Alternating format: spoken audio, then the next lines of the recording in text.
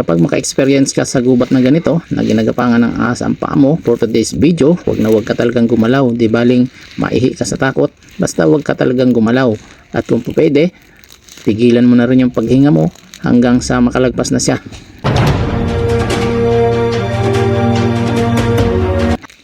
At dahil dito nga tayo sa gubat at wala tayong dalang posporo o lighter, kailangan natin gumawa ng apoy.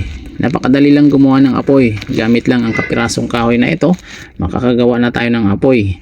Ikut-ikutin lang natin, huwag nating titigilan hanggang sa magkaroon ng usok. At kapag nagkaroon nga ng usok, ibig sabihin magkakaroon na rin ito ng baga. At kung mapapansin nyo, unti-unti na siyang nagkakaroon ng usok, no? Sa ilang sandali lang magkakaroon na rin ito ng baga. Huwag lang natin titigilan hanggang sa dumami o kumapal yung usok. Napaka-importante kasi ng apoy dito sa gubat, lalo pat maraming mga makakamandag na ahas ang naglipana sa lugar na to. Itong mga ganitong klase ng ahas, hindi mo agad ito mapapansin at may posible pang maapakan mo kapag hindi mo agad ito napansin, dahil kakulay niya rin yung mga tuyong dahon at mga damo. Kaya kailangan natin gumawa ng apoy para kusa silang lumayas o umalis, dahil alam naman natin na ang ahas ay takot sa apoy. Kapag ganito na medyo pa diamond ang hugis ng mata ng ahas, ibig sabihin napaka makamandag nito. Yan, lipat na natin yung baga, yung kapirasong baga dito sa bunot. Unti-unti lang natin ihipan.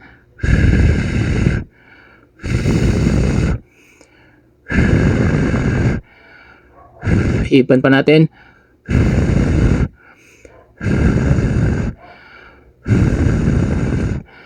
Madali kasing lumiyab ang baga kapag bunot ang gamit natin. Ayan, yung kapirasong baga kanina, ngayon isa nang ganap na apoy, at malaking apoy na nga, no? Importante talaga yung apoy. At yung ahas kanina na nagtatago sa mga damo, ito na siya ngayon, unti-unti na siyang lumalayo. Di na malaman kung saan pupunta dahil takot na nga siya sa apoy. Takot talaga yung mga ahas sa apoy. Itong isa namang ito, hindi na malaman kung saan pupunta, hindi malaman kung saan magtatago. Kaya kapag nasa gubat kayo at ayaw nyong lapitan kayo ng mga makakamandag na ahas na ganito, gumawa lamang kayo ng apoy, magsindi lamang kayo sa palibot ng mga tuyong dahon at kusang aalis yung mga kinatatakutan nating ahas na ganito. Lalo na yung mga ahas na ganito na cobra, takot na takot ito sa apoy. Kaya nga ang gusto nila, lagi silang nasa lungga, dahil ang lungga ay isang malamig na lugar para sa kanila. Mapapansin dito na kahit nakakulong na sobrang tapang pa rin. Ito po ay isang king cobra base dito sa kanyang kaliskis na pabilog, no?